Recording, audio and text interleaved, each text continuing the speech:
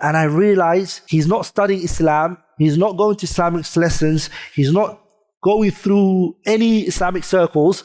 And what he's doing lacking is, he's proud of his religion, he loves Islam, so he goes on social media and he starts to comment on people's posts and say, no, that's not what Islam believes. And then he brings him a hadith and he's like, oh, I've never seen this hadith before. The old atheists that Abu Hanifa was debating with the Dahriya is not the Richard Dawkins and Lawrence Krauss and these militant atheists are. They got new stuff on the table. من يريد الله به خيرا يفقهه في الدين. A lot of people are on social media or on YouTube and they're watching debates sometimes on doubtful issues. True, sir? And they don't even know their religion yet. Or they're reading things on social media, opening themselves for doubt, and they're not qualified. Sah? And so later what starts to happen is these doubts start to creep into you. And after a while, what do you start saying? Akhi, I'm confused. I'm really confused. Because every time the doubt came, you didn't have someone to explain it to you. So it kept going on top of each other. I remember I was an imam of a masjid in the UK. And I always had open doors with the youth and the youngsters. I'd always entertain them coming to me, talking to me, and they would ask me anything that they had, any questions. So I remember in the masjid, kids would come with crazy ideas, questions, and older generation, mashallah, Allahumma barik, they just have this belief, Amos, what Amos? Be quiet. What are you asking these questions? Sah? So they silence. I like the idea of what made you ask this question. Okay, what about, let's look at it from this perspective. Engaging with the youth so that we get somewhere. I'm from the UK. In universities, we used to challenge the teachers challenge the students.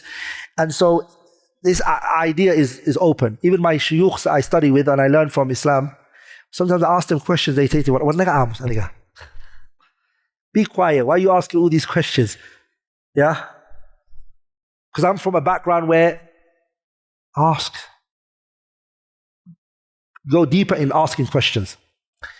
So they would come to me and they would say to me, I have this doubt. And I'd say, no, say, I have this question.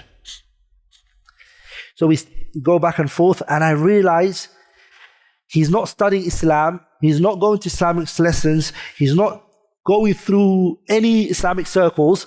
And what he's doing lacking is, he's proud of his religion, he loves Islam, so he goes on social media and he starts to comment on people's posts and say, no, that's not what Islam believes. And then he brings him a hadith and he's like, oh, I've never seen this hadith before.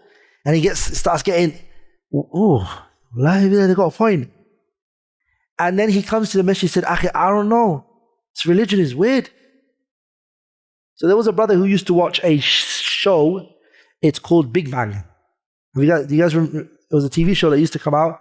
It was comedy. Put your hand up if you know it. Oh, you know it. It's famous. It's comedy, right? But in there, it teaches you a lot of like scientific stuff and things like that. And so he started picking up doubt. Is it got a lot of doubt in it? Yeah? So he started getting so much doubts from it. He would watch it all back to back. He had so much questions. And I have to be honest, as imams of masajids, as people who study Islamic scripture and books, it's upon us to take time out to study these issues. Yani have knowledge of these scientific things. So really, as much as that brother, mashallah, at the end he realized and he learnt, and mashallah, all those doubts were cleansed and cleaned from his heart, but he benefited me. I started reading atheistic books and I started reading science and how they try to, because the old atheists that Abu Hanifa was debating with the Dahriya is not the Richard Dawkins and Lawrence Krauss and these militant atheists are. They got new stuff on the table. Are we all together? They got new stuff on the table. Their approach is slightly different. Because the old ones, they believed in what? Rational evidences. These ones don't believe necessarily rational evidences. What do they believe in? Science. Science is different to what? Rational. They would disregard philosophy. And they say this is all hurrah. Richard Dawkins, does he believe in philosophy?